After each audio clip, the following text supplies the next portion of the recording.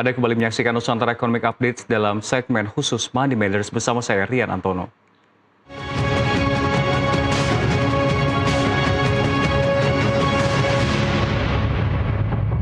Dalam beberapa bulan terakhir, pasar aset digital Indonesia menunjukkan perkembangan yang semakin kuat. Data terbaru Otoritas Jasa Keuangan mencatat jumlah konsumen kripto kini sudah mencapai dan menembus 18,61 juta pengguna per September 2025 atau naik hampir 3% hanya dalam satu bulan. Sementara dari sisi aktivitas, nilai transaksi kripto pada Oktober 2025 melonjak menjadi 49,28 triliun, tumbuh 27,64% dibandingkan September yang sebesar 38,61 triliun rupiah. Dengan demikian, total nilai transaksi kripto sepanjang 2025 mencapai 409,56 triliun rupiah. Dengan tambahan ini, total transaksi kripto sepanjang 2025 mencapai 409,56 triliun. Dan di tengah lonjakan minat dan tingginya aktivitas perdagangan, regulator juga bergerak cepat. OJK sedang menyiapkan aturan baru terkait fit and proper test, tata kelola hingga finalisasi regulasi aset digital. Sementara Bank Indonesia mulai fokus pada kerangka stablecoin dan sejalan dengan penguatan 3 pilar keuangan digital nasional.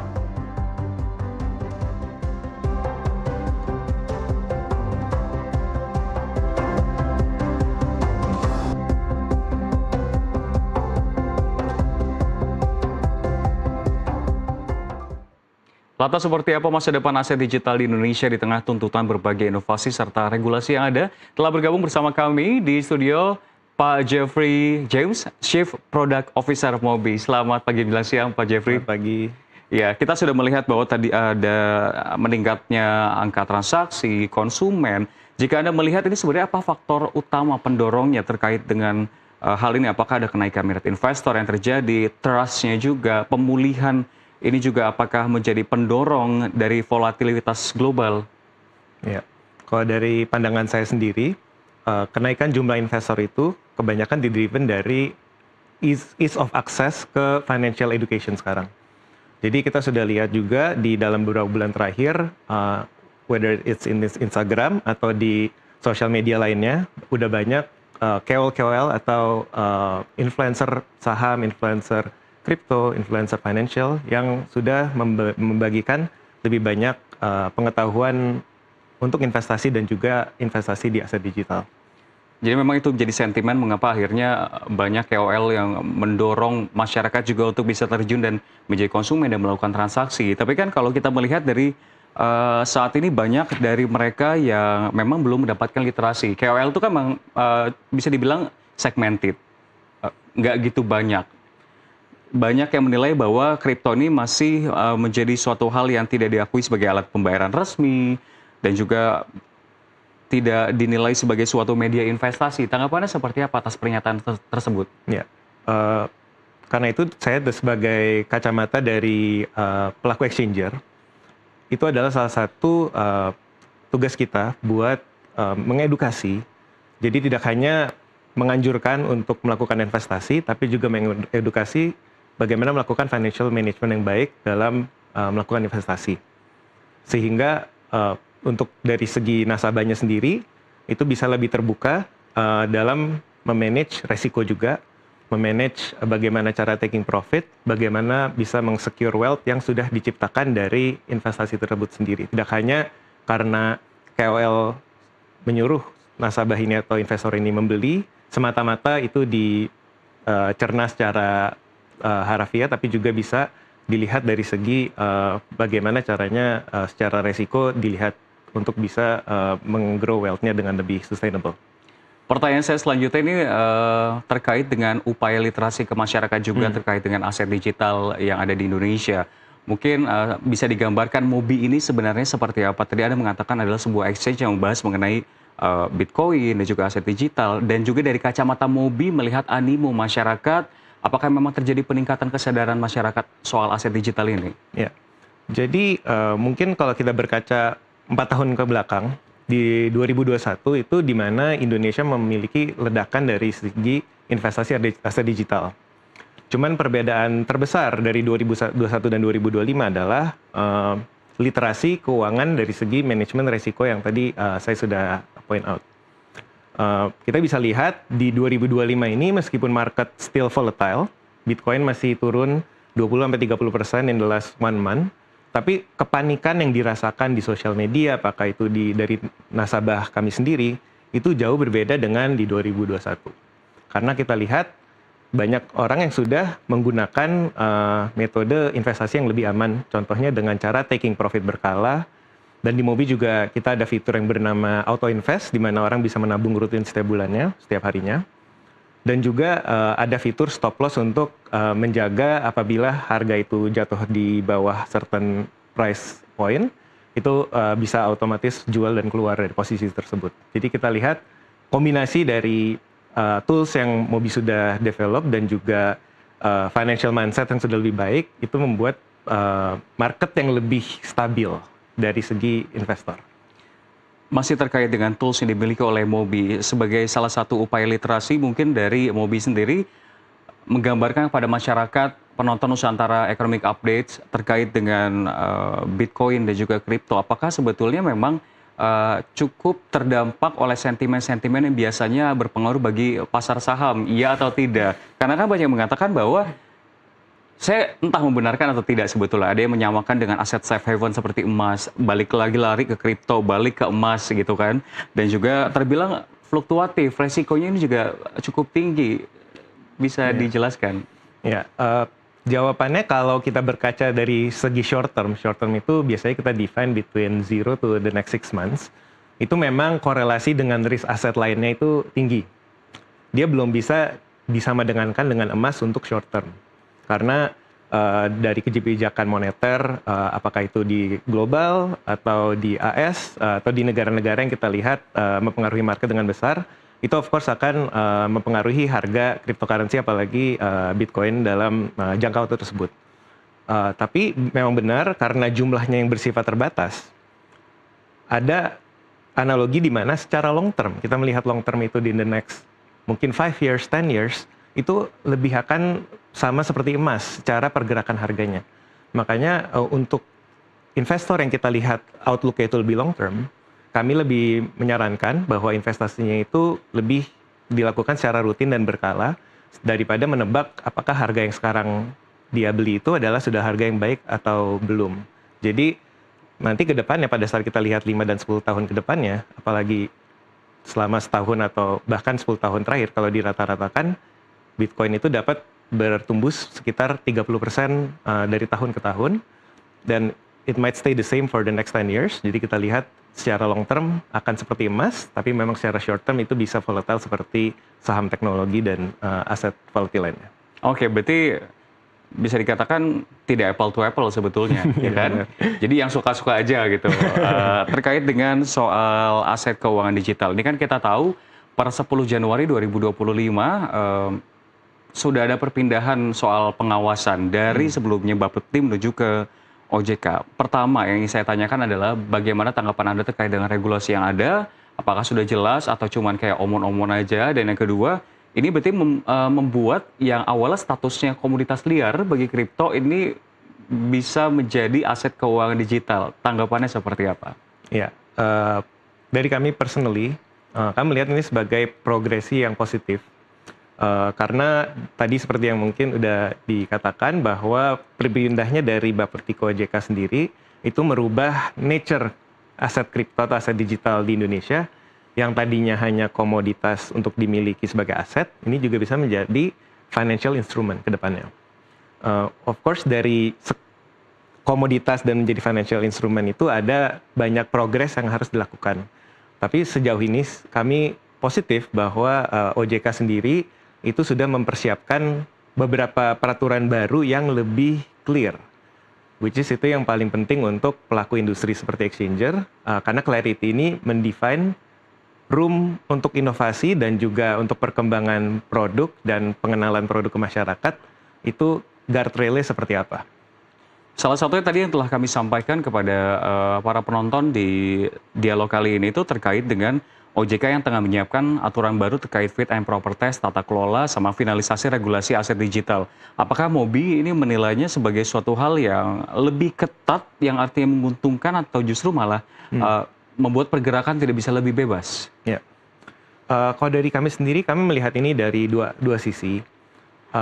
pengetatan itu of course membuat kami sebagai pelaku exchanger harus lebih profesional dalam menata kelola perusahaan itu sendiri. Jadi strictness ini membantu kita untuk tadi mendapatkan clarity of what we are allowed to do or not. Jadi itu sangat helpful buat ruang gerak kami. Tapi at the same time kita tidak bisa memungkiri bahwa rate of innovation di suatu industri baru itu selalu akan lebih cepat dari rate of regulation.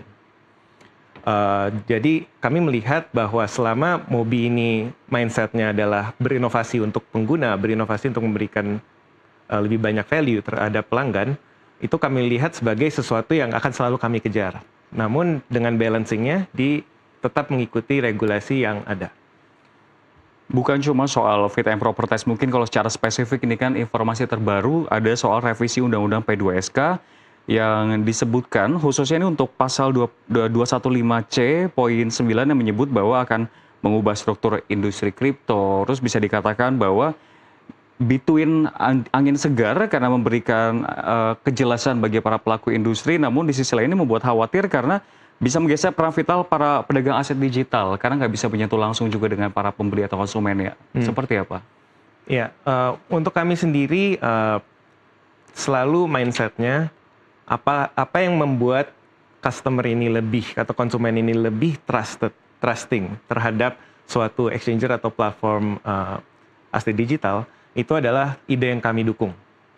Kalau memang dengan adanya sentral bursa untuk mengatur perpindahan transaksi dan mengatur juga kemana aset digital itu bergerak, itu adalah hal yang akan kami dukung selama memang secara mindset itu tujuannya untuk kepercayaan pengguna, untuk keuntungan pengguna, dan juga memberikan dampak positif terhadap kepercayaan di bidang aset kripto ini sendiri.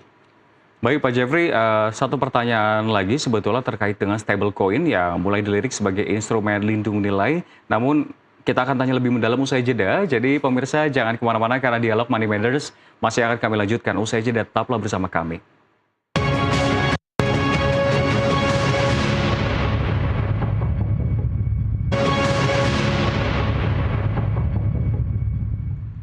Ya, Anda kembali menyaksikan Nusantara Economic Update dalam segmen Money Matters bersama saya Rian Antono dan dialog bersama Jeffrey James selaku Chief Product Officer Mobi kembali kami lanjutkan. Ya, masih terkait dengan yang telah tadi kami sampaikan, Pak Jeffrey, ini terkait dengan stablecoin yang mulai dilirik sebagai instrumen lindung nilai, bahkan masuk ke radar monitoring regulator. Seberapa besar sebetulnya potensi stablecoin bagi pasar Indonesia dari kacamata Anda? Ya, stablecoin ini dari sudut pandang kami sebagai exchanger dan juga pemberi values terhadap pelanggan, itu adalah memang aset lindung yang sangat baik dan itu adalah aset defensif yang perlu selalu dipegang oleh setiap nasabah. Karena kita lihat juga dari segi USDT sebagai salah satu stablecoin USD yang sangat populer di Indonesia, itu memiliki nilai 1:1 dengan US dollar. Jadi kita melihat apabila suatu market ini sangat volatile seperti pada saat ini, memiliki beberapa persen aset yang ditinggal di dalam bentuk USDT atau stablecoin lainnya, itu akan membantu untuk mengurangi resiko untuk portfolio untuk masing-masing investor juga. Dan dari Mobi sendiri, tidak hanya stablecoin untuk US dollar, kami juga memiliki stablecoin yang mengikuti nilai gerak emas juga. Dan seperti yang tadi saya sudah katakan sebelumnya, nilai gerak Bitcoin dan nilai gerak emas secara long term itu lumayan mirip, meskipun secara emas itu lebih stabil dan juga lebih steady dalam segi kenaikan harganya. Kalau dari kacamata Mobi sendiri, ini kita beralih ke informasi lain, masih soal general dan juga literasi. Melihat pengguna dari baik Mobi ataupun juga pengguna konsumen secara menyeluruh untuk kripto, ini sebetulnya sudah sebesar apa? Apakah ada jumlah konkretnya? Lalu literasinya apakah sudah sejalan dengan yang berlangsung saat ini? Terlebih kita melihat memang ada marak sekali platform ilegal dan penipuan. Mungkin dari Mobi sendiri juga ada strategi untuk memperkuat agar keamanan, transparansi, dan kepercayaan publik ini bisa terjaga. Ya, untuk dari kami sendiri, kami melihat platform-platform yang mungkin kurang bertanggung jawab dalam menggait nasabah-nasabah, terutama di Indonesia, untuk menggunakan platform-platform tersebut. Kami melihat itu sebagai sesuatu yang sangat perlu diperhatikan oleh pihak regulator, karena seperti yang regulator ini biasanya sudah mengemphasize untuk kami sebagai pelaku exchanger, keamanan aset digital adalah nomor satu yang perlu diperhatikan oleh pelaku exchanger. Bagaimana dana investor yang diinvestasikan di dalam platform tersebut itu bisa selalu aman. Platform exchanger yang tidak mendapatkan izin di Indonesia tidak memiliki kewajiban tersebut. Sehingga itu adalah resiko yang kami selalu ingatkan juga kepada investor yang berjalan bersama kami, bahwa platform ilegal ini itu resiko harus ditanggung di masing-masing pengguna sendiri, dan secara kami sebagai exchanger kami hanya bisa warning untuk tidak melirik platform-platform tersebut. Namun tujuan kedepannya semoga dari segi regulator bisa lebih tegas dalam membuat peraturan untuk mengurangi atau mencegah di mana platform-platform exchanger ini bisa dengan mudahnya menggait investor Indonesia. Berarti kalau secara umum, regulasi saat ini pun walaupun bisa dikatakan oleh OJK ini sudah semakin tegas, tapi kalau kalkulasi secara total masih belum memuaskan bagi pelaku industri. Menurut saya memuaskan atau tidak itu tergantung dari segi seberapa strict kita mau industri ini diatur. Menurut saya untuk saat ini it's progressing at a very good rate. Dari tadinya setiap exchanger perlu manage semua aset pelanggan sendiri, sekarang 70% sudah masuk ke sentral bursa. Itu already very good progress in the last 3 years. Tapi bagaimana dengan tadi seperti yang tadi kita bilang, exchanger yang belum mendapatkan izin di Indonesia. Mereka tidak memiliki peraturan tersebut untuk diikuti. Sehingga artinya 100% dana pelanggan itu ada di tanggung jawab exchanger ilegal tersebut. Bagaimana kalau exchanger tersebut collapse? Kita tidak tahu damage yang akan ditanggung oleh setiap warga yang atau masyarakat yang bertransaksikan di platform tersebut itu akan seperti apa. Jadi kami merasa bahwa there's always room to grow, apalagi dari sisi regulasi, dan semoga untuk kedepannya the next 1 to 2 years ini adalah menjadi salah satu poin penting yang secara dari regulator seperti OJK menjadikan prioritas. Itu juga kita membahas regulasi yang concernnya kepada konsumen, jika nantinya collapse seperti apa gitu kan, karena beban tanggung adalah hanya kepada exchanger tadi dikatakan. Tapi kalau regulasi terkait dengan pajak, ini kan dari komoditas lalu beralih menjadi aset keuangan digital, namun pajak kripto ini tetap diberlakukan. Sebetulnya seberapa besar sih pengaruh kebijakan ini terhadap perilaku investor dan juga bagaimana Mobi menjaga pertumbuhan volume transaksi yang ada? Atau mungkin ada harapan-harapan terkait penerapan pajak ini? Ya, mungkin kita lihat ada sisi positif dan negatif dari penerapan pajak ini. Untuk sisi positif sendiri, kita mendapatkan clarity bahwa setiap transaksi yang dilakukan terhadap aset digital itu sudah final dan pajaknya tidak perlu ditanggung lagi setelah mendapatkan capital gain. Tetapi dari sisi negatifnya, jumlah pajak yang sekarang ini ditanggung oleh nasabah itu jumlahnya cukup besar. Sehingga dapat meredam dari segi industri growth itu sendiri.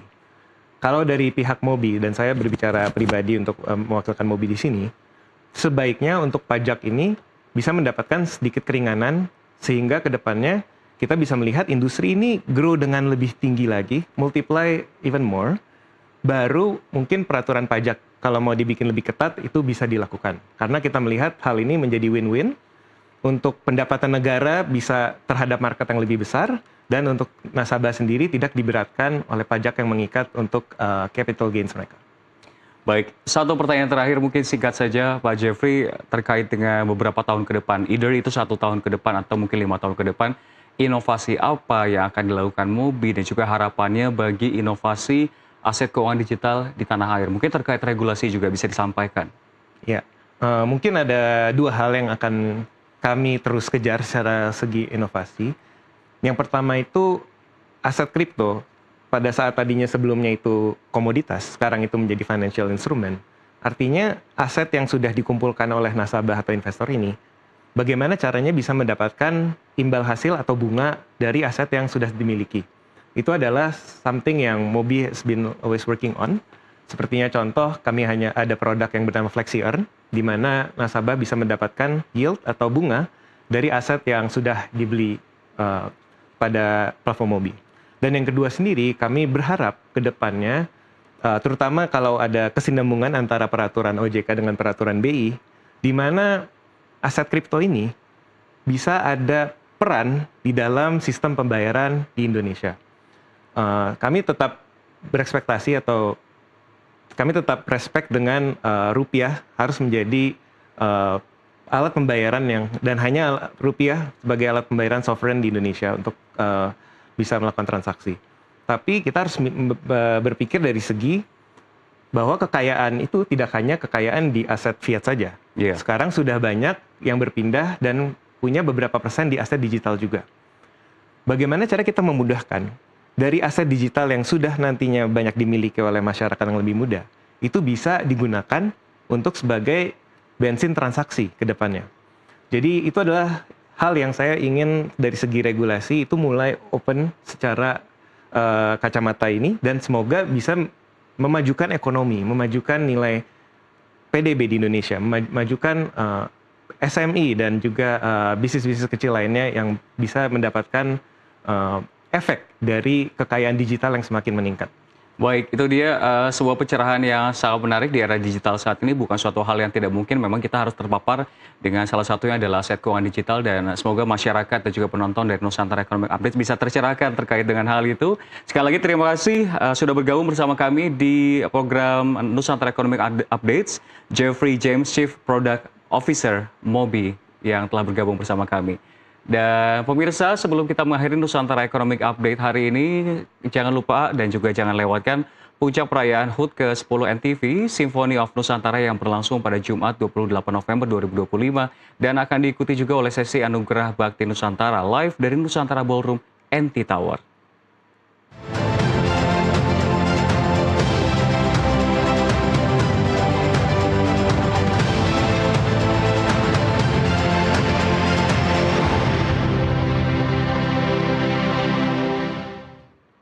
Dan pemirsa, informasi tadi sekaligus menjadi penutup perjumpaan kita hari ini. Ekonomi bukan sekedar angka, tapi napas kehidupan kita semua.